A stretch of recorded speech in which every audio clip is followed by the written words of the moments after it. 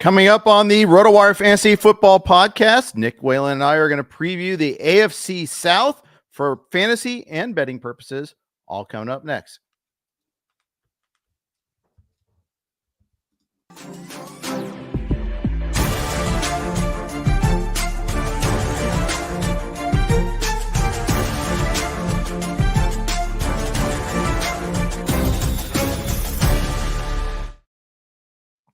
Hey, everybody. Welcome to the RotoWire Fantasy Football Podcast. As always, brought to you by the good folks from Circa, from Fantrax, and Acme Real Fantasy Football. Jeff Erickson and Nick Whalen here. We are previewing the AFC South. We are not going to go in any sort of order except alphabetical, just to prevent any sort of possible bias on my part, trying to tweak Nick or try to do that like I did on the AXM show last week. Nick Whalen, let's talk a little bit about the Houston Texans right away. Over under in Vegas on them is 9.5 wins. As you look at most sports books, they're either plus 105 or plus 100 to win the AFC South. They are the favored team. They did win the division last year and then lost in the first round of the playoffs. And then they girded up over the offseason. They surrounded CJ Stroud with more talent. Well, I don't want to correct you off the bat here, Jeff. But they did have that monster win over the Browns in the wild card round. That's right. They won that game. They were just, I'm thinking like, all right, Browns defense, Houston offense. This will be a great battle. And, Houston put up 45 in that game. And then, of course, fell to Baltimore in the divisional, which I believe was like a tie game or at least a one-score game at the half before the Ravens pulled away. You know where my allegiances lie. The listeners know where my allegiances lie when it comes to the AFC South. This is a disaster scenario for me. I thought the Jaguars had this nice 3-year window. Every other team in the division looked like they were rebuilding heading into last season. I'm a Wisconsin guy. The last thing I wanted was CJ Stroud to turn into a star quarterback in year one with the Jaguars' chief rival in the division. But here we are. And, I think Houston is rightfully the favorite, right? I'm looking at DraftKings right now, plus 105 to win the division. Jags are closer to 3-1. You got the Colts just behind, and then Tennessee all the way at 10-1. We'll talk about them later.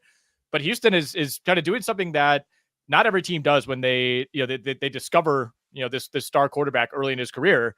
Some teams let it play out. You look at what Green Bay, for example, is doing, and obviously they're in a different situation because they had to give Jordan Love the contract that they did a couple of days ago. But, this is a team that tends to kind of build from within, use draft capital. We saw Houston go the other way, and they're saying, look, we got a star right now. We have him on a rookie contract. We're going to be aggressive. We're going to add some pieces to this offense. We're going to go out and get Joe Mixon. We're going to go out and get Stefon Diggs. We're going to surround him with three really, really good receivers and what should be one of the most exciting offenses in the NFL this season. Now, for fantasy purposes, of course, we haven't talked a ton about Joe Mixon. We haven't even talked that much about CJ Stroud. It's all about what the receiver breakdown is going to be. And nobody really knows at this point, right? I mean, it's hard to imagine Tank Dell repeating the success that he had prior to the injury early last year. But Collins versus Diggs, how does that split break down? How do they end up using Tank Dell? It's an exciting offense for real life. It's kind of a frustrating situation right now for fantasy. It is. So let's talk about some of the players here and those setups there, because it is a little frustrating for fantasy, but at the same time, let's talk first of all CJ Stroud, because CJ Stroud is now going as early as sometimes as QB5. Do you feel good about that one? Do you feel like how early should CJ Stroud go? I would say I feel bad about it. It's more about your format, right? I mean, that's kind of the first and foremost, really with any player. But if for example you're doing the Scott Fish Bowl, where quarterbacks who run the ball are at a premium, and there are other leagues out there that reward that, and even your standard fantasy league is going to give more preferential treatment to someone like Josh Allen or Jalen Hurts or Lamar Jackson. I think that would be kind of the downfall for CJ Stroud. He's somewhat mobile, but he's not a running quarterback by any means. You're looking at the yardage, you're looking at the touchdowns. That's just fine. I think, Stroud versus Richardson versus Burrow, that's somewhat of an interesting debate. You tend to see CJ Stroud go quite a bit ahead of those. There are the Richardson guys out there, and it feels like those guys plant their flag and they're willing to jump ADP for Anthony Richardson. But it's hard for me to envision any sort of dramatic fall off for CJ Stroud, right? I mean, if anything, right, he should continue to get better. He has better weapons around him. It's year two for him in the NFL. It's year two in this system. I remember watching his preseason debut with you. We were live on Sirius XM, and he threw like one of the worst interceptions I've seen. And I'm like, oh man, this might be rough. And lo and behold, 5 weeks later, it's like, oh boy, they have something here in CJ Stroud. So no, I think it makes sense. Obviously, if you're playing in a dynasty format, he's going to be one of the top commodities there. But in redraft, I think given the floor and really the upside, I think the upside is what's really easy to dream on for this offense. It's like if you're somebody that believes Stefon Diggs can come in and now in his third stop, kind of do what he did when he arrived in Minnesota, do what he did when he arrived in Buffalo. He wore out his welcome in both of those spots, but early on in both of those stops, it was really, really productive. And I think it's pretty tough to look around the NFL right now and find a better 1-2-3 than Nico Collins, Stefon Diggs, and Tank Dell. So it's hard to poke holes in the case for CJ Stroud, really. Yeah. Let's talk Diggs in particular there. I think he's a little bit of a lightning rod. My former partner, our good friend Chris Liss, ranks him as wide receiver 9. He goes much later than that on average in most drafts. I think he's wide receiver 20, or he's 19 in the NFFC, and I'm even below him, a little bit below that. Yep. I've got him at like 22, 23. But my reasoning for being a little lower on him is twofold. One, it's the age. It's at an age where wide receivers tend to drop off. And two, he did drop off last year with the Bills. And I don't know all the mechanics of what happened there. Was that the offensive coordinator change? Maybe. I see if you struggle with Josh Allen, I don't see why, even though CJ Stroud's awesome and all that, it's not like you're going from an Arthur Smith offense. This is a guy that was on a very productive offense, and there was a severe tail off. They knew who he was. It's just that the production dropped off. He had a really interesting season because I think if you look at some of the year-long numbers, targets, he was kind of right where he's been in that same zone in each of his previous 3 years in Buffalo. Even for this being, a down season, what felt like a disappointing year for Stefon Diggs, he still got to almost 1,200 yards. He still had 8 touchdowns. It wasn't a disaster by any means, but really the big plays, I think, are what started to fall off, right? You look at the previous few seasons, 20 catches of 20 plus yards in 2020, 14 the year after, 17 2 seasons ago, just 10 of those last season. That was a career low, right? And that's kind of what sticks in my mind when you think of Stefon Diggs struggling down the stretch last season. It was a lot of near misses, right? A lot of just like, man, that ball was just, a little bit too short or a little bit too far. Stefon Diggs, didn't quite get the separation that he'd had in years past. So I understand the concern there. And, what's strange is that he got off to such a great start, right? I think he had 500-yard games in the first 6 weeks of the season. Like if you had Stefon Diggs early on, you were feeling great. And, ironically, when Buffalo hit the gas at the end of the year, when they really needed to start winning games just to make the playoffs, that's when Stefon Diggs fell off, right? There was kind of this disconnect where the Bills were playing their best football of the season over the final 5 or 6 weeks, but that's when Stefon Diggs was struggling. Yeah, absolutely. So where do you fall? How many wide receivers have to be off the board before you're clicking on him? I actually think the zone in which he tends to go right now is pretty fair, right? Like he's kind of going off the board. If you look at our composite ADP page over on RotoWire, which takes into account, NFFC, MFL, ESPN, Sleeper, Fantrax, etc., we have him at wide receiver 16. So he's in the same general zone as Deebo Samuel, DJ Moore, Jalen Waddle, all guys who have various degrees of question marks, whether it's health or age, like Deebo Samuel, whether it's, a new quarterback and kind of a crowded wide receiver room in Chicago for DJ Moore, whether it's Jalen Waddle being the definitive number 2 behind Tyreek Hill. So I think it makes sense, when you look at some of the other names in that range. I'm still pro Stefon Diggs for one more year. I think he still has something left in the tank. Like I said earlier, he's a guy that I think tends to wear on coaching staffs. He tends to wear on teammates. He tends to wear on quarterbacks.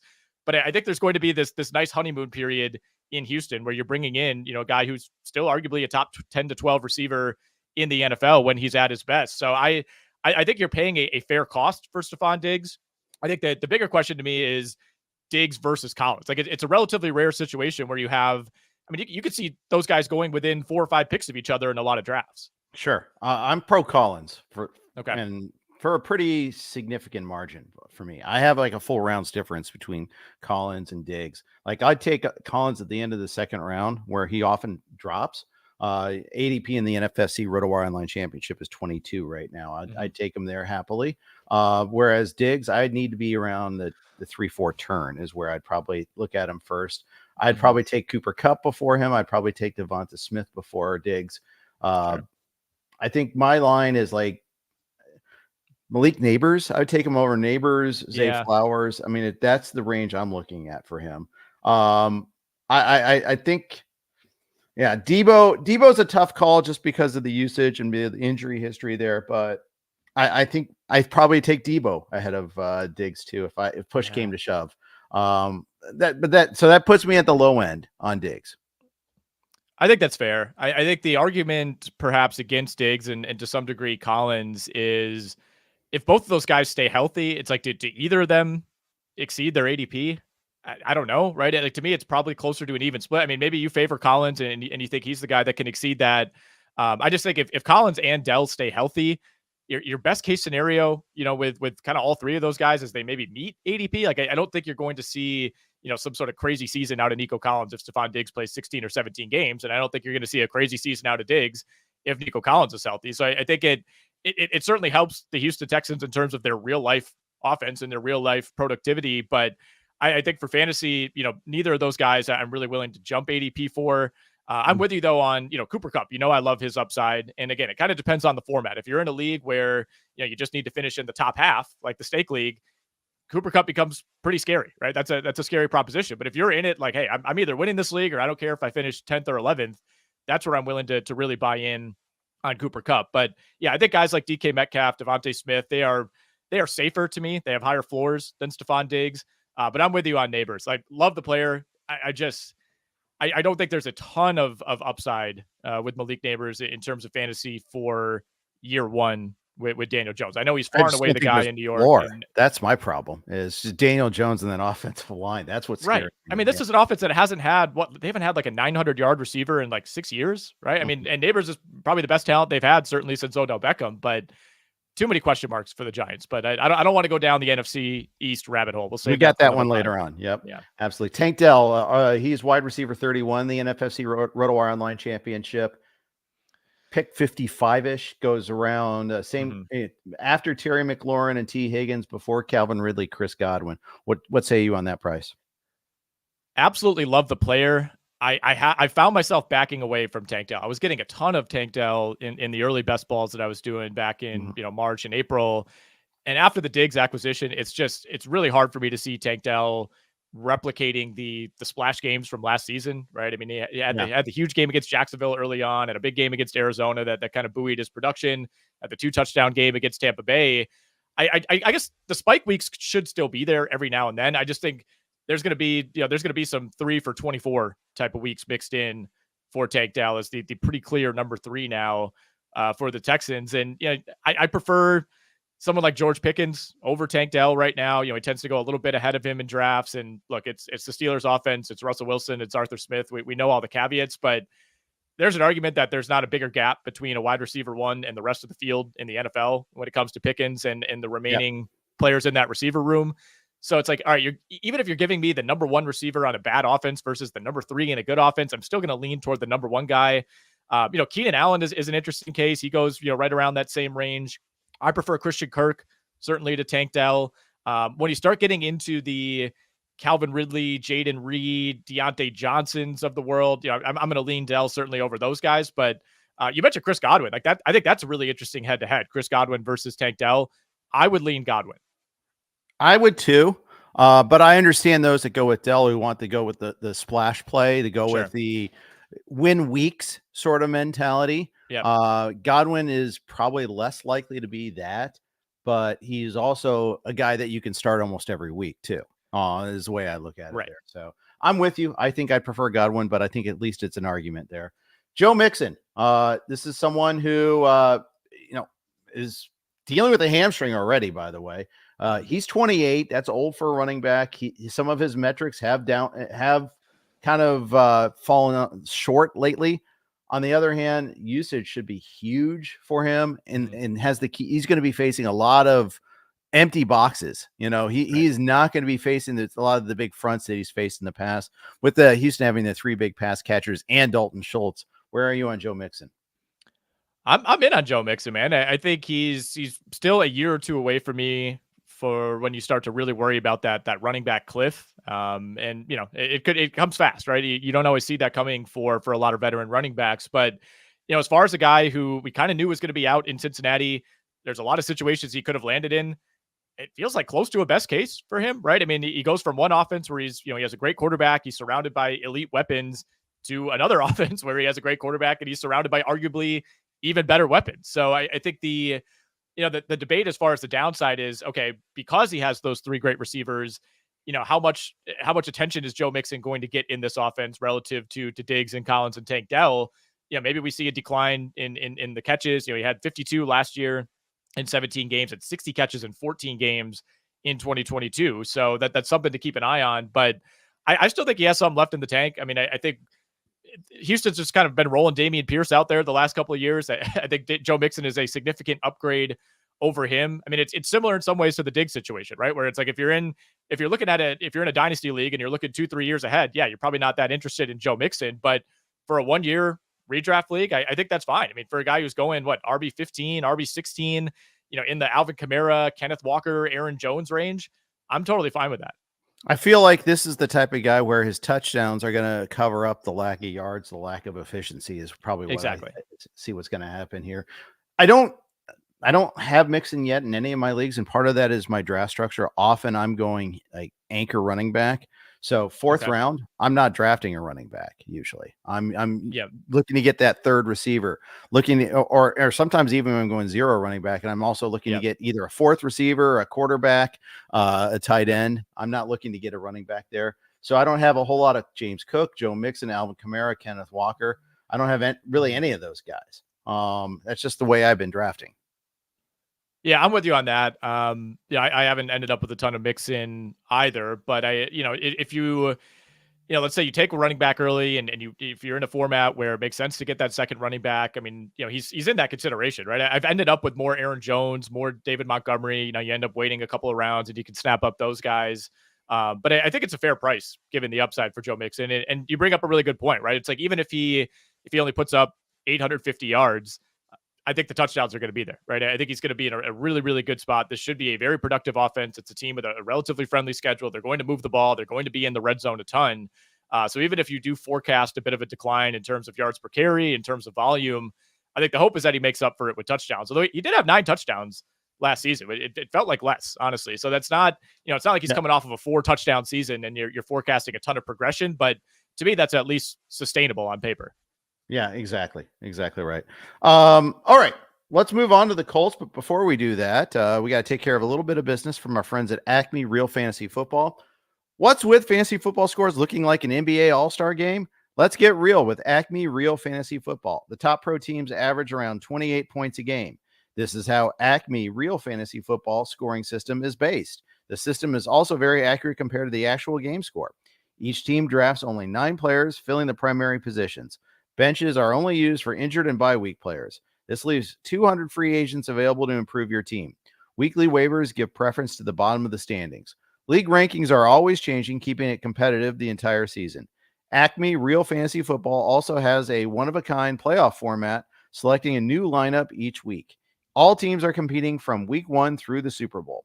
12-team leagues start at only $120. Go to acmerealfantasyfootball.com and sign up today. Thanks to Acme Real Fantasy Football for their sponsorship. Let's talk about the Indianapolis Colts. This is a team that last year lost their star quarterback, Anthony Richardson, really early. They got by with Gardner Minshew. They got down to the last week of the season. This is a team that was really close to making the playoffs there. If you look at, there's a lot of optimism in some circles about the Colts, usually about the third favorite, but only barely behind the Jaguars there. Usually see them around like plus 310, plus 325 most places there. Their win total is at 8.5 in most books. Interesting team so far. Year 2 is Shane Steichen. Excuse me. Easy for me to say. Yeah, much like CJ Stroud, just hitting the ground running as an elite NFL quarterback. I really needed Shane Steichen to be a terrible coach, and that looks like that's not the case either. I think he's pretty much immediately earned the respect of just about everybody around the league. And by the way, the Texans play the Colts in week 1, so it's not like the whole season depends on that. But we're gonna find out about these teams early in the season. They go to Green Bay in week 2, and then they get the Bears in week 3. So a really fun start to the season in terms of the opponents for the Indianapolis Colts. huge question mark team, right? We saw 2.5 games out of Anthony Richardson on aggregate last season. I think he made it through 2 full games. Looked, showed the flashes I think that you'd want to see out of Anthony Richardson during those 2.5 games, but it's still a big time question mark to me. It's also a really interesting fantasy team, right? Because you're either a Richardson guy or you're not. Everybody kind of agrees on Jonathan Taylor. It's like, all right, late first, sometime in the early to mid second, that makes sense for him. I think he's pretty sustainable, but it's not a team that really has a definitive tight end, right? You don't hear anybody be like, man, I got to go get Jelani Woods, or I got to go get 6 of them. Yeah, right. They're kind of doing like the Seattle method here, where it's like we have like 5 guys that are all kind of equal, and then it's Michael Pittman and everybody else in that receiving core. I will say I haven't found myself getting a ton of Pittman. I'm going to be doing a video this week on some receivers that I find myself fading in fantasy this year, and he's on the list, and it's hard to point to exactly why. I like Michael Pittman, the player. He's very clearly, the number one in that offense, but there's just too much unknown to me, with Anthony Richardson. And he's coming off a season where, Gardner Minshew stepped in and played pretty well, right? And he's a more pass-friendly quarterback than Anthony Richardson. And I think, there's a chance that if Richardson stays healthy for the entire season or most of the season, this offense is going to look completely different than it did last year. So I see Pittman as somebody who has a really nice floor as like a high-end wide receiver too. I'm not looking to build a roster where he's my number one receiver. I just don't think that's going to be a productive strategy. Josh Downs versus AD Mitchell for that number 2 spot, I think that's going to be a really interesting battle. A lot of people like Josh Downs. Obviously, there's a lot to like about AD Mitchell as well. But either way, they went out and filled a need. They absolutely needed to add another playmaker in this offense, and I think they did that with Mitchell. Yeah, I do. Jim Coventry has been on our show, and he talks about how he views Mitchell as more of like a boomer bust decoy type of play. Not just decoy, but he's going to be running a lot of fly patterns. He's going to be clearing the zone for others a lot. But you have to, like in poker, you got to bluff every once in a while. Otherwise, they're going to kind of sit on that. Yeah. So they got to throw to him every once in a while too. But point is, it's someone that he doesn't expect Mitchell to get a ton of targets, a ton of volume, right? Just boomer bust sort of thing here. Going back to Richardson. Okay. So he's had, multiple injuries, first the concussion, then the shoulder injury, didn't have a leg injury. At least he didn't have like a knee injury or anything like that. So his ability to run should still be there. Steichen has already said that he's not going to hesitate to use Richardson as a runner, right.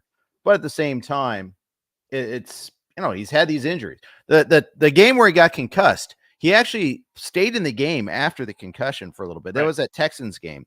He was lighting up the Texans in that game, 2 rushing touchdowns, and he got the concussion getting hit in the end zone after he had already scored and landing on his head.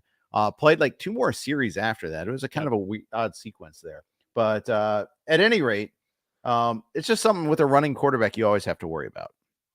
Yeah, absolutely. And especially that type of running quarterback, the physical running quarterback, right? I mean, not somebody who is looking to get out of bounds or, looking to slide. I mean, he's kind of the Cam Newton archetype in a lot of ways. And I think there's a world in which he, easily leads all quarterbacks in rushing touchdowns, right? I mean, he had 4 in 2.5 games last year. Like, it's pretty easy to forecast what that could be.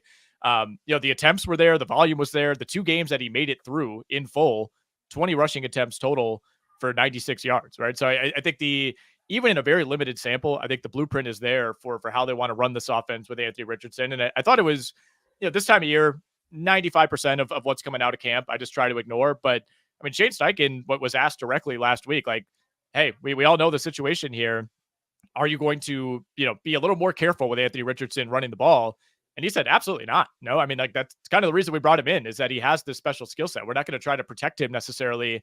And it is worth noting, like you said, I mean, the injuries, they felt a little fluky last year, right? It's like the shoulder, the concussion, like it's not like he had this like massive, torn ACL or something like that. They were all kind of these, random, separate injuries that popped up early on. It's still going to be a concern until he proves he's healthy. And even if he makes it through this season, I don't think we can just say, all right, he's a 16, 17 game quarterback going forward. I have found myself not investing a ton in Anthony Richardson because of the injury risk, partially because I'm just much more comfortable pounding receiver, tight end, even running back in those rounds and just grabbing a late round quarterback. But I totally understand the appeal, right? And especially if you're in a QB rushing premium league. Again, I mean, it's not out of the question that he could have like 15 rushing touchdowns. Yeah, like I feel like I'm probably not going to get him a lot in the RotoWire Online Championship in FFC Primetime because it's 6 points for a passing touchdown. Exactly. In the RotoWire Stake League, Other leagues there where it's 3 or 4 points for a passing touchdown, you might get me going there. I think the Scott Fishbowl was like the perfect format, whereas a point for every 50 passing yards. I think that was where, okay, yeah, it's still you get 6 points for a passing touchdown, but the rushing yards are just so huge for the quarterbacks there. And yeah, you get the carry bonus as well. I mean, taking him in the Scott Fishbowl makes total sense. That's like the one format where I'd be all in on him. Yeah, which quarterbacks did you end up with there in the Fishbowl? I ended up with Jalen Hurts at number 2 overall, and then I got Trevor Lawrence in the back. Oh yeah, that's right. Fourth. And you paired him with Engram. That's right. I remember that now. Oh yeah, we'll get there. The pick. Yeah, the pick. Gabe Barker asks, "What about dynasty leagues? Where are you on Richardson there?" I'd have to look up. As far as like where we do have dynasty ADP here on Sleeper.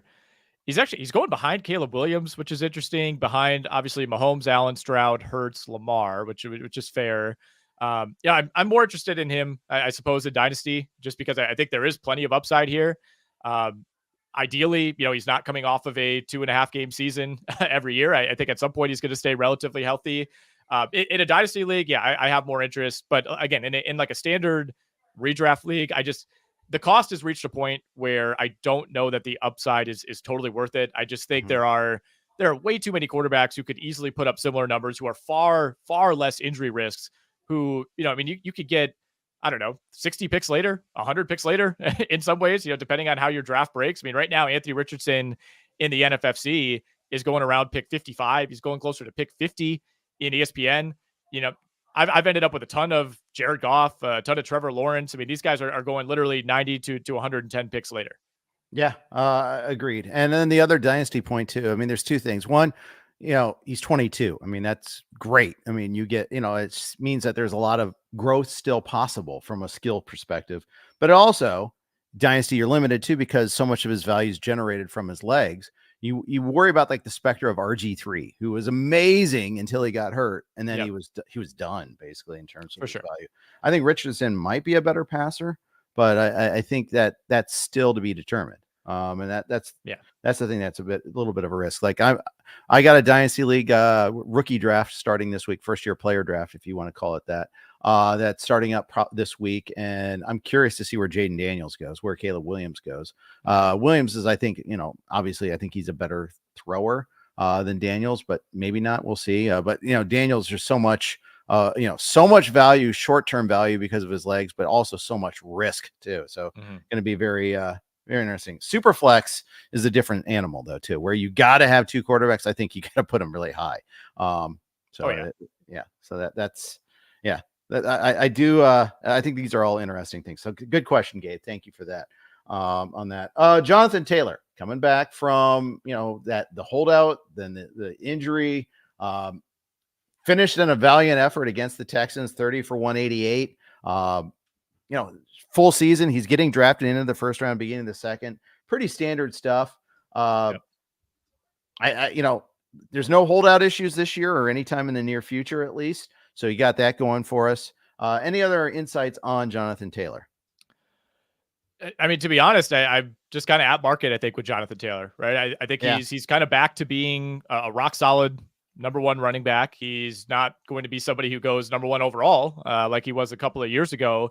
But you think of how last season started, it feels like kind of a best case scenario that he's still in the discussion as a first round pick now, right? I mean, not only do we think at times like he might not play the entire year or he might miss, more than the first 4 games, but even when he came back, there was kind of this conditioning period, right? They only gave him like 14 total carries over those first 2 games. Like Zach Moss is still heavily involved.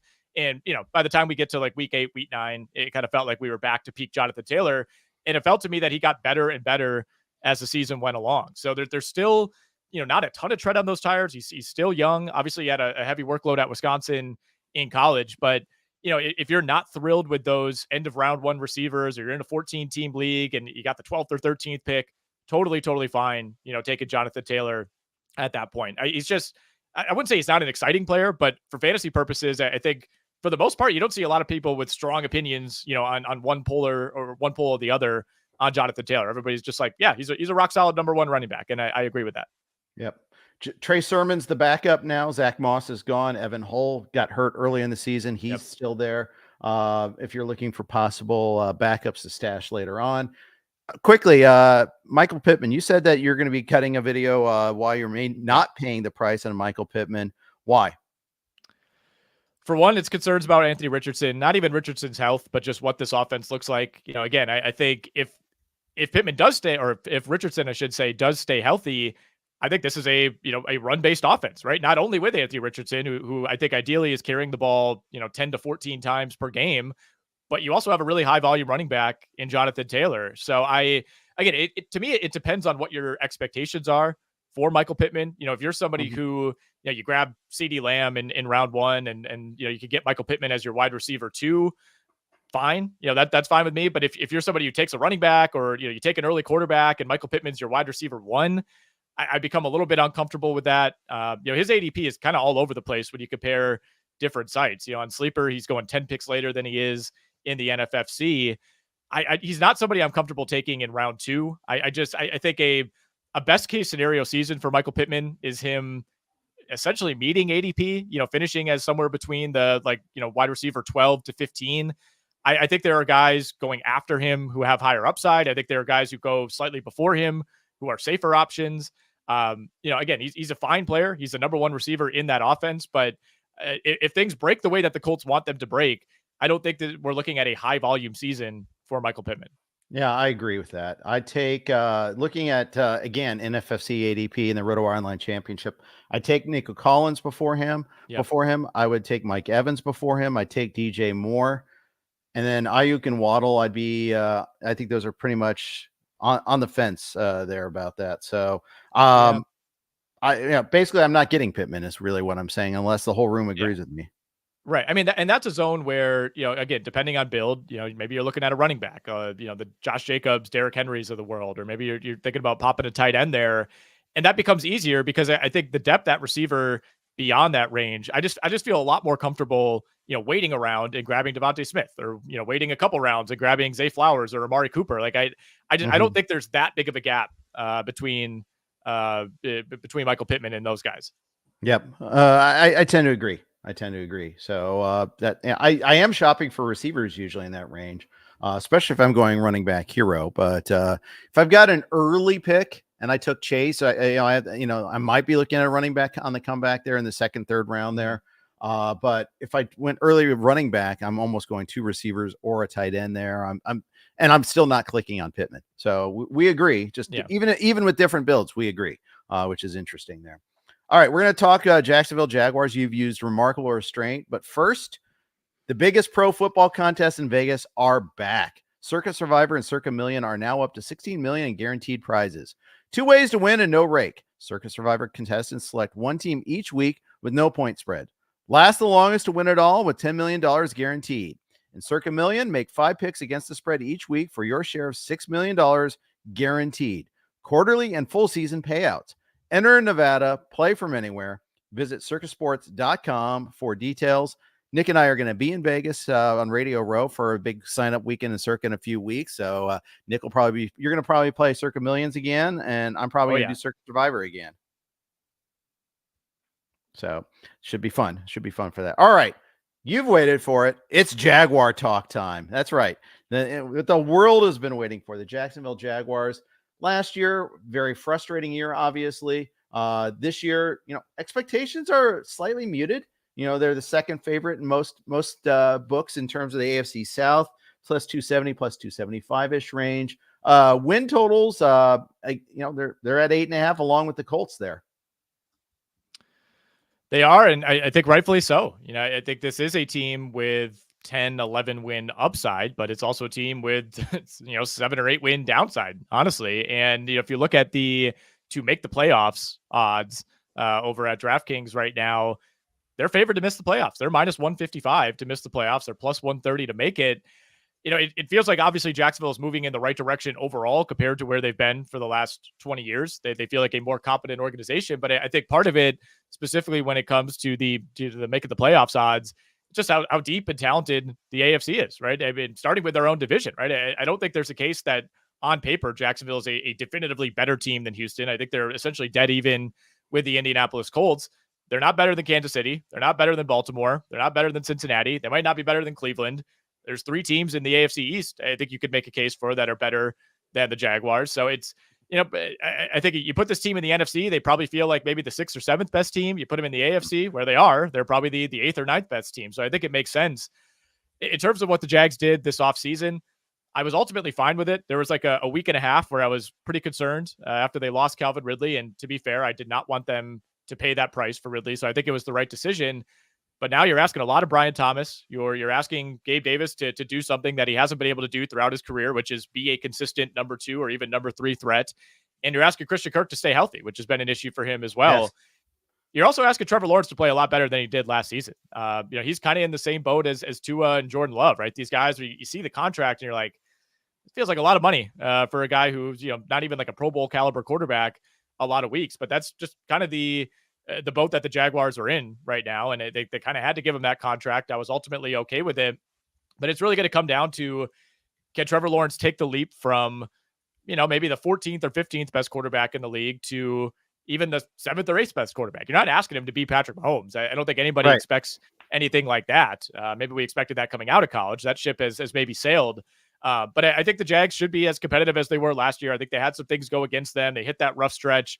Once Christian Kirk went down, once Lawrence was banged up, it was the Cincinnati game. I think it was week 12 or 13 last year, Jeff, when things completely unraveled. They let go of the rope. They lost control of the division, but the division's going to be even tougher this year than it was a year ago. Even Tennessee, I think is by no means a pushover. And that's a Titans team that beat the Jaguars in week 18 when they had a chance to get into the playoffs.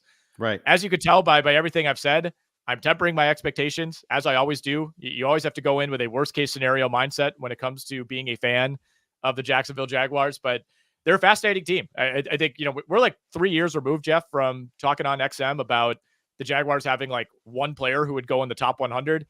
At least for fantasy, they're back to being interesting. Well, yeah, the thing is, they've gone on a very interesting arc. They won that playoff game in the remarkable comeback against the Chargers. And I think we were kind of like, oh, yes, this is an ascendant team. Maybe it was just the Chargers just charging, a little bit there.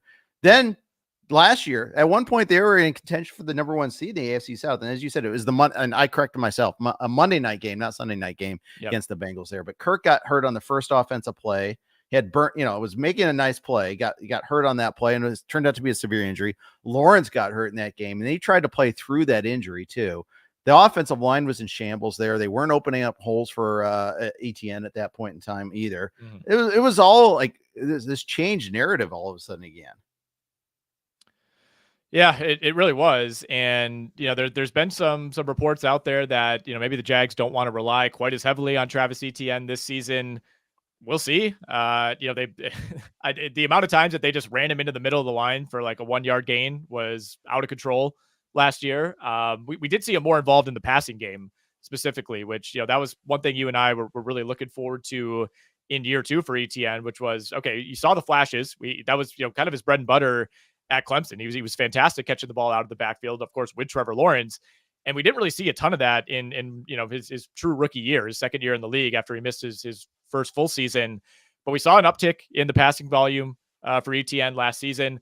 I'm kind of back in on him. I think the Jags at least attempted to address the offensive line, which was a complete disaster, especially run blocking for much of last season. We'll see if those changes actually take. But given where Etienne is going off the board right now, I'm fine with his price, RB8, RB9, RB10, depending on your draft. Christian Kirk, like we said earlier, all in on him. I mean, I think you're getting to me, definitive number 1 receiver in this offense. Sometimes you're getting him in like the 70s in drafts. I've been amazed how often he tends to slip. I think he's somebody that still remains under the radar. Whether or not this team, or whether I should say this team wins 8 or 9 games versus 10 or 11 games, I don't know if it's fair, but I think it comes down to Brian Thomas. Does he hit the ground running? Again, he doesn't have to be Justin Jefferson. He doesn't have to be rookie year Jamar Chase, but he's got to be a legitimate number 2 or number 3. He cannot be rookie year Jalen Reagor. Ooh, there's a name drop. Ghost of Dynasty League pass there for me too, by the way. But seriously. Yeah, I am kind of curious to see what sort of role Thomas gets right away. I think Kirk is the primary, and I think it's, does Thomas line up outside or is he in the slot? I don't see Gabe Davis as a slot type of player, right? So I think Kirk actually probably gets most of the slot reps, which I think is a good thing for Kirk. I want to see what sort of routes Thomas goes on and how quickly they incorporate him. So that's a guy that's that's something like a storyline I'll be trying to look for in camp, is to see like how they're deploying Thomas. What sort of routes are they going to? You're not going to get a whole lot of reporting on that, but sometimes you can see that just where he's lining up. You can pay attention to the insiders on that, and I think that'll be important. Yeah. Well, I think the play calling is also a huge question mark for the Jaguars, and remains a question mark. They've been cagey about it. Even last week, Doug Peterson was asked, hey, are you going to be calling the plays? And he's like, yeah, I don't know. I haven't really decided yet. Shad Khan behind the scenes, seems to have some influence here. The owner of the Jaguars, Peterson said he has to take that into account. Typically not a great sign when the team owner is meddling in things like this. But if it means that Press Taylor isn't calling plays, I'm okay with it. The Jaguars, by the way, led the league in passes like at or behind the line of scrimmage last season. And I think they were like 28th or 29th in efficiency on those plays. And if you're like me and you watched the Jaguars every week last year, that absolutely passes the eye test. I mean, the amount of, all right, it's 3rd and 6, quick pass to Parker Washington for a 2-yard gain, punt. This offense needs to take more chances. I think they need to do a better job of generating those chances, putting Lawrence in spots where he's not just kind of throwing up a hero ball, on a 3rd and long. And I think they can do that. I really do. But again, it's going to come down to Lawrence taking the step. It's going to come down to, Brian Thomas being a real weapon. And I think we're past the point of asking Gabe Davis to step up and be a true number 2. But you got to have the splash weeks from Gabe Davis. You have to have the 85-yard touchdowns every few weeks from Gabe Davis. That's kind of his role at this point for this team. Yeah, I kind of view Gabe Davis as kind of a modern day Alvin Harper. Maybe that's not fair, but that's the way I've seen him so far. So got to be honest, I don't know who Alvin Harper is. Oh wow. So the Darnay Scott drop would be lost on you too, then probably. Alvin Harper, Cowboys, opposite Michael Irvin. He was a deep fly pattern only sort of guy. Big plays here and there, but you weren't going to get a lot of possession catches there. A rich man's Michael Gallup. How about that? I see he led the league in yards per reception in 1994, 24.9 yards per catch. Yeah. That checks out. Yeah, checks out. It also checks out older than I thought it was, but that just there's something. I am older. Okay, we'll move on. So here's the thing. I'll make older references. You make cross sports references, and sometimes we'll get each other's references every once in a while there. But anyways, Evan Engram, notoriously, you took him in Scott Fishbowl there, but then you paired him with Lawrence, so I think it totally makes sense from that perspective. But Evan Engram was massive down the stretch, especially after the Kirk injury. And I think the question with Evan Engram is, did he build that level of trust? Has he demonstrated enough that he could be that guy even when Kirk is back? Or is it just there was nobody left to throw to sort of situation? I think you could make the case that it's a little bit of both. And a lot of people that I've talked to, both at the Scott Fish Bowl, since the Scott Fish Bowl, I've kind of gotten on my case for taking Engram over Kyle Pitts, but I don't want to go too deep into this. But in that specific format, I want the volume with Evan Engram. I think, even if Christian Kirk stays healthy, and obviously they've added, more weapons around him, I still think he's going to have higher volume on average than Kyle Pitts. Now, the best case season for Kyle Pitts, I think could be significantly better than Evan Engram. Absolutely. But I think Evan Engram is the far safer option. And in a league where you're prioritizing volume, you're prioritizing things like first downs. Like you said, I had the correlation knowing I was going to take Lawrence with my next pick. I've litigated this plenty on SiriusXM. So if you want to hear that, go to the all new SiriusXM app and you can listen in the archive. But I think Evan Engram was still quietly really productive before Christian Kirk went down. Right. And I think there was a lot made of, what happened in the week since. The thing was, he didn't have a touchdown until week 13. And that was the game, of course, where Engram went down against Cincinnati. And then he finished with a flurry. But I thought the target numbers, the reception numbers, the yardage was still really consistent before Christian Kirk went down. I think Kirk is the guy that Trevor Lawrence trusts the most. I think Evan Engram was a pretty close second. Ideally, Brian Thomas works his way into that mix at some point this season. But I think especially early on, it's going to be Kirk and Engram as by far the 1 and 2 options in this offense. So I'm still fine with Evan Engram, especially in a tight end premium league. I'd rather take him than George Kittle, to be honest. Pitts versus Engram in a traditional redraft league that doesn't do, tight end premium for receptions and volume. I certainly see the case for Kyle Pitts, but to me, Evan Engram is in that conversation. Once Laporta, Kelsey, McBride, and Andrews are off the board, Kincaid, Pitts, Kittle, Engram, I'm totally fine, putting those 4 in just about any order, but I place a slightly higher priority on Engram. Yeah, and it's not. I mean, they're in the same bucket. I mean, if you look at the NFFC, they're 4 picks away from each other. So it's not like you took this bold chance. I mean, No.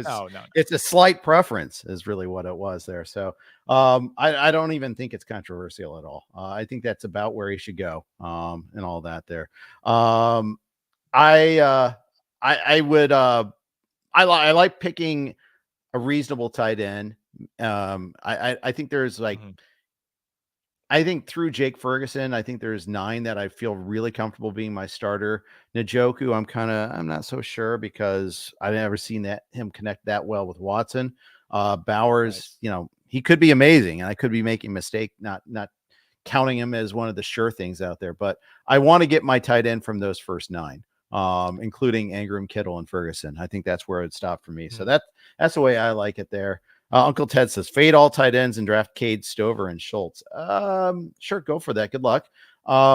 Schultz is tight end 15. We talked about the Texans earlier there. Mm-hmm. So, yeah, that's a plan also. But I prefer to get one that I know I can start week in, week out, and not play the tight end waiver wire game. That's the one thing I don't want to do. It's not much fun at all. You don't want to be staring at Chigakonkwo in like week 11 and thinking, man, I guess this is my best option. And he's going to give you like 2 for 14. The Schultz thing is interesting. We probably should have talked about him when we were on the Texans. I guess you could make the same case for him that we did for Mixon as far as, hey, this team's going to spend a lot of time in the red zone. You know, maybe there's some trickle down to him, but it's like, well, if you're in the red zone, you got 3 pretty good options already.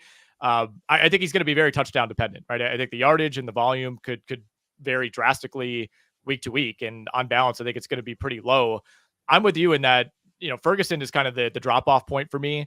And I've had a few drafts where I've kind of played roulette with Ferguson. It's like, if I don't take an early tight end, I'm like, I absolutely need to get Jake Ferguson. And then somebody takes him, 2 or 3 picks before you. And all of a sudden you're kind of on this island. Njoku's a really interesting case. I think parallels Evan Engram in some ways, where people are like, well, Evan Engram wasn't that good until Kirk went down. Njoku wasn't that good until Deshaun Watson went down. I think those are valid concerns. I don't know that we're going to come up with a definitive answer to either of those questions until the season actually begins. But once you get beyond Ferguson, it's like, I guess I'm okay with Dallas Goedert. I'm not excited about it. Hawkinson, we'll see how much time he misses. You could talk me into Cole Kmet. I think he's actually in a similar situation in Chicago to what Schultz is in Houston. After that, then it feels like you're firing darts. You're like, all right, Pat Freiermuth, can you repeat what you did 2 or 3 years ago? Luke Musgrave, we'll see if you can stay healthy in Green Bay. And, then you're really getting into the bottom of the barrel. The Ben Sinnott's, the Cade Ottens, the Taysom Hills of the world, who's still tight end 20 right now in terms of aggregate ADP. So, yeah, I mean, I'm with you. I tend to try to go, I wouldn't say early tight end. Like I don't have a lot of Kelsey. I don't have a lot of Andrews. I don't have a lot of McBride. But that secondary tier of tight ends is where I tend to shop. Yeah, and I don't even mind early tight end either. I think but yeah, I'm usually in the Pitts and Engram tier is where I'm usually at. We're going to talk Titans, but first, quick note. First, we're on the Blue Wire Network. Here are their ads. All right. Thank you for those of you on the podcast. Thank you those who are streaming us and just dealt with that pause. Also, quick note from our friends at Fantrax. Is there something you wish your fantasy league had or features that are missing from your current leagues? Bonus scoring, custom schedules or playoffs, deeper team settings? Well, look no further because we have you covered with our friends at Fantrax. Fantrax is the most customizable fantasy platform in the industry, offering the greatest fantasy experience for your dynasty, keeper, redraft, and best ball leagues. Fantrax even offers college fantasy football leagues. Come or join a fantasy football commissioner league, invite your friends, and dominate your draft this season. Fantrax is the top dynasty fantasy football platform in the industry. Coming from another service? Not a problem. Fantrax can easily import any of your current leagues and rosters. Ever have a trade go wrong or make a mistake in dropping a player? Fantrax Commissioner tools allow you to undo any move with one simple click. Fantrax is running a special promotion you don't want to miss. Sign up for free at fantrax.com/rotowire today to enter for your chance to win tickets to any regular season NFL game for you and your entire league. Plus $6,000 in spending cash. That's right. Tickets for your entire league. Simply create a new league or bring over your existing leagues for more chances to win. Simply go to fantrax.com/rotowire and sign up today. Fantrax, the home of fantasy sports. All right, that leaves one last team for us to cover in the AFC South, the Tennessee Titans. No Mike Vrabel anymore. It's Brian Callahan running the show there. No Ryan Tannehill anymore. It's Will Levis and Mason Rudolph running the show. No Derrick Henry. It's now Tony Pollard and Tyjae Spears. It's Calvin Ridley is aboard as well. There's a lot of changes afoot here in Tennessee. A lot of changes afoot. As I've been saying all offseason, I still am not. It's not really clear what the Titans are trying to do. You know, it's a team that felt like it was careening toward a rebuild that they had put off for a while, and you kind of find your way into Will Levis later in the draft, and showed enough flashes. I think that they're willing to at least give this an experiment. I noticed you declined to mention that Malik Willis is still on this roster, by the way, is the QB3 behind Mason Rudolph. But teams in the Titan spot, when you have this kind of unknown at quarterback, you're expected to take a step back. You don't typically go out and grab Tony Pollard. You don't typically go out and throw a big money contract at an older receiver in Calvin Ridley. You bring in another older receiver in Tyler Boyd. So I think it's a team that's trying to be more competitive than the market thinks it will be. It's unclear if that's going to work. It depends almost entirely on how you view Will Levis. So, I think we could start with the running back spot, because I think that's really interesting.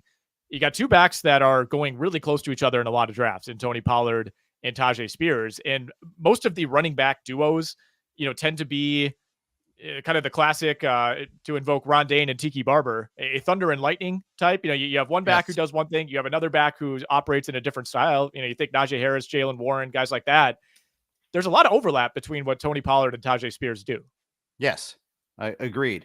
And I think that's the tricky thing here is, like, neither of them really is what a prototypical goal line back. And we saw Pollard struggle getting the lunch pail carries, if you will, the unglamorous between the tackle carries last year as he graduated to become the man.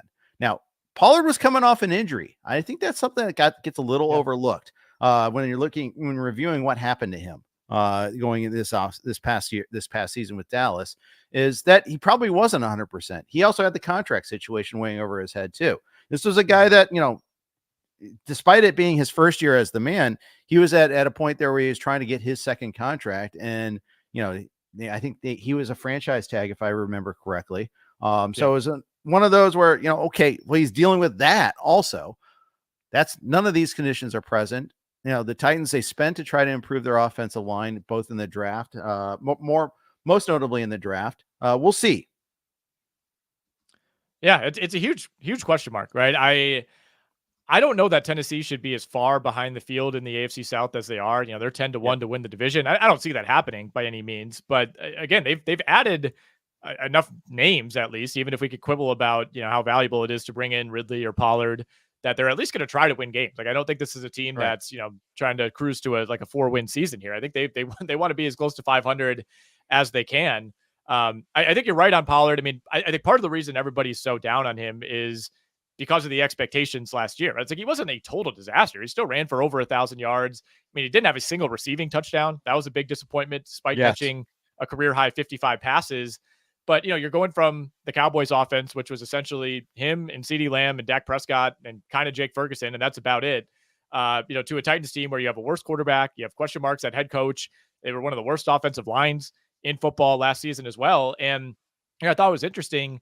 Last week, Brian Callahan said, I view Tyjae Spears and Tony Pollard as equals. They are interchangeable, is the word he used in this offense. So that's a little bit scary. It makes me worried to invest in either of them, right? Because it's not like we loved what we saw to Tyjae Spears last season either.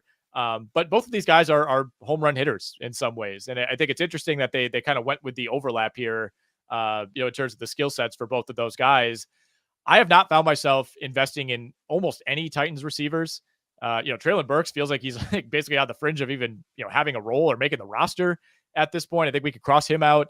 I've long been a fan of Tyler Boyd, as the number 3 in Cincinnati. He's had a lot of weeks where he's the number 2 with Higgins or Jamar Chase out. This feels like kind of a sad last stop for him. And then, Ridley and Hopkins, I still think the price is a little too high for both of those guys, given the level of downside, I think, for this offense. It depends on how much of a Will Levis believer you are.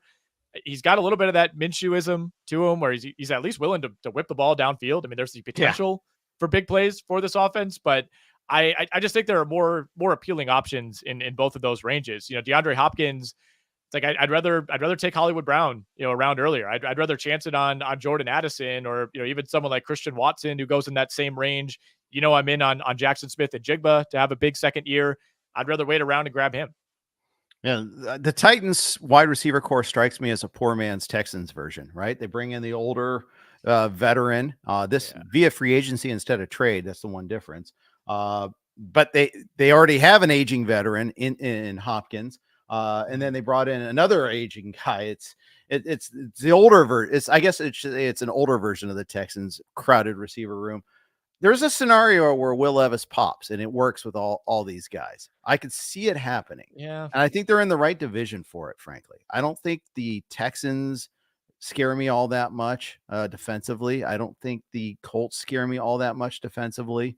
I think the Jags should not scare you defensively. No, their DB core is not very good either. They have at least they have a pass rush at least. They got that going for them. But point is, the conditions are present for a possible second year big leap here for Levis. There's no question about the job, him having the job. He's got some players around him that if you squint, they could see that going right.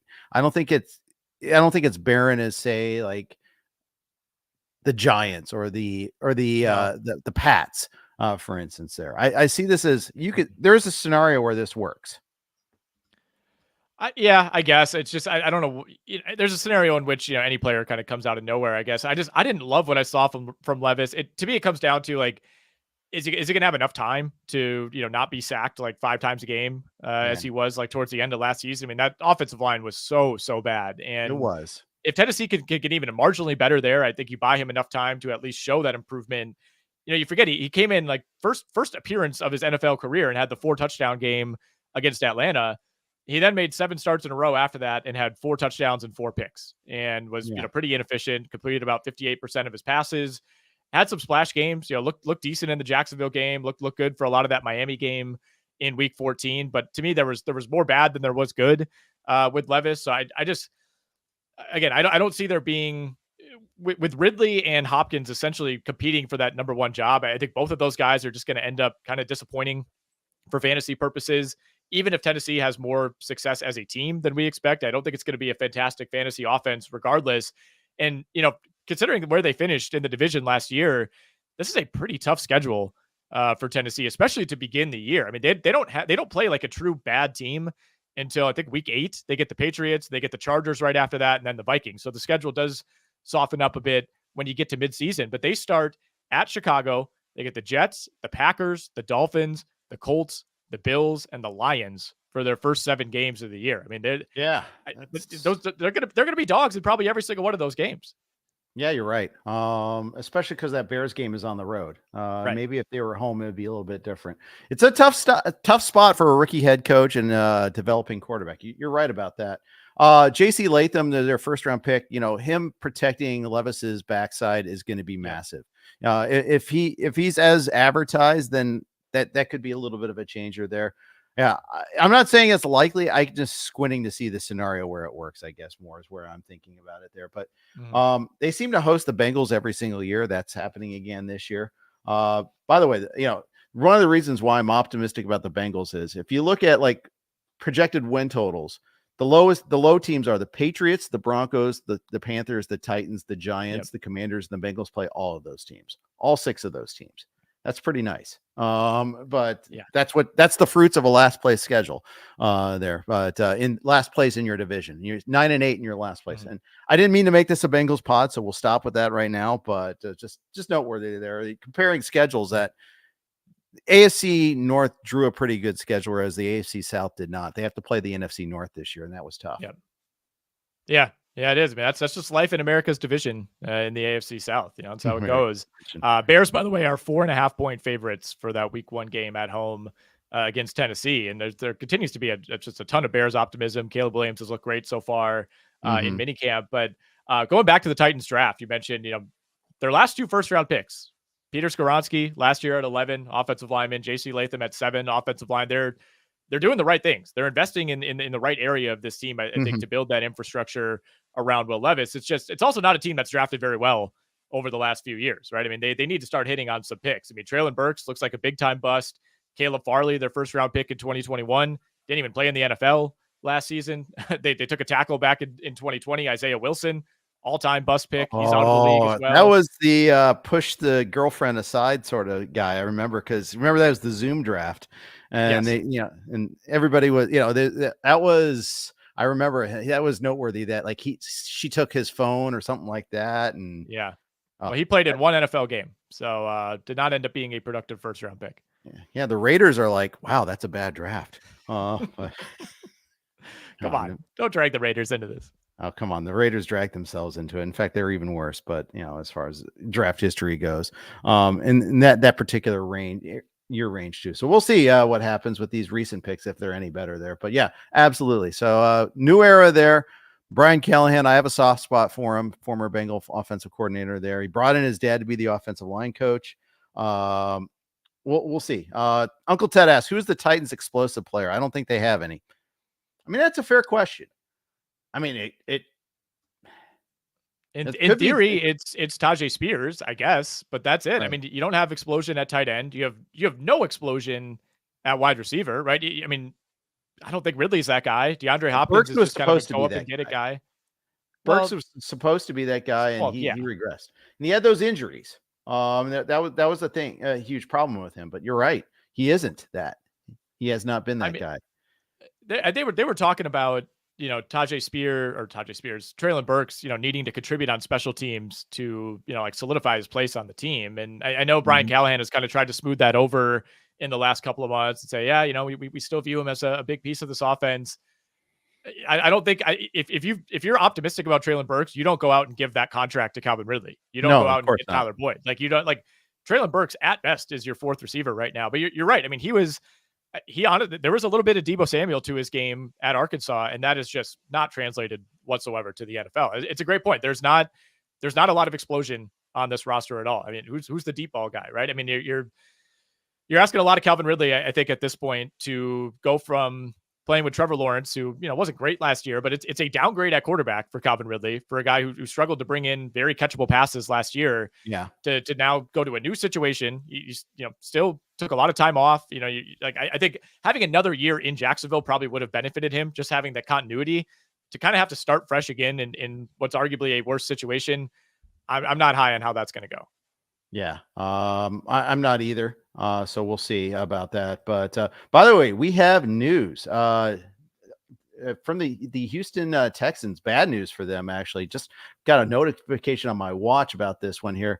Denico Autry has been suspended for 6 games. Defensive tackle has been suspended for 6 games. I'm guessing, and I haven't seen the report. I just saw like the flash on this one here, but I think it was for substance abuse, but I got to double check on that one there. But performance enhancing drugs, cheating, in other words. Yep. So there you go. We're already talking about the Texans defense not being all that special. Take away him for the first 6 games. That's not ideal. They just spent signed a 2-year, $20 million contract with him in March. Started his career at the Raiders, obviously. He was at the Colts, the Titans. He's, this is supposed to be a run stopper here. He will be a, sit on the bench stopper right now. So not good. Yeah, not great. And ironically, we also have other bad news coming out of the AFC South on defense. Ian Rappaport, like 30 seconds ago, just tweeted that Samson Ebukam tore his Achilles in camp. That was the Colts leader in sacks last season, 9.5 sacks. So obviously he'll miss the entire year. And by the way, I was totally wrong on Autry. He's not a run stopper. He's a rusher, pass rusher there. He had 11 sacks last year, but so 2 big pass rushers gone.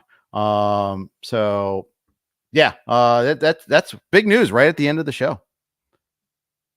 Yeah, odd that we chose to do the AFC South today, and we have those two news items sneaking in right as we're on the way out. But yeah, bad news in both instances. I think especially for Indy, right? I mean, you don't think of Samson Ebukam as a premier defensive end by any means, but 9.5 sacks last year. I mean, they were depending on him to give them a ton of snaps on the edge, and now you're turning into guys who are unproven. And I think pretty much every team in the AFC South has questions on the defensive side of the ball, and this certainly doesn't help Indy or Houston. Yeah, absolutely there. So that is, keep up on RotoWire. You can go check out the site and see all the latest on that, the breakdown of that, who steps in, rotowire.com/pod. You play in IDP leagues. That's big. RotoWire Stake League, that's two guys that we might have considered for a DL spot there. So defensive line spot, because, sacks are so big for that. So, we'll see. I mean, the Colts, at least they spent on a pass rusher in the draft. So we'll trial by fire right away there to see what happens with them. But, maybe Latu is going to be really, expected to do a lot right away with that one there. So big news as far as that goes. So anyways, that's going to wrap up our AFC South preview. Next week, let's tackle the West. We'll go with the defending champs, the Chiefs, in their division there when we do our divisional previews. But big thanks to everybody for chiming in on the chat in the live stream there. Those of you listening on the podcast, we thank you for that as well. For more, you can check out the website, rotowire.com/pod. No credit card required. All you do is plug in a valid email address. Off you go. Get a free trial behind the paywall there. Big thanks to our sponsors, to Circa, to Fantrax, and to Acme Real Fantasy Football. Thanks again for listening to the RotoWire Fantasy Football Podcast. Take care.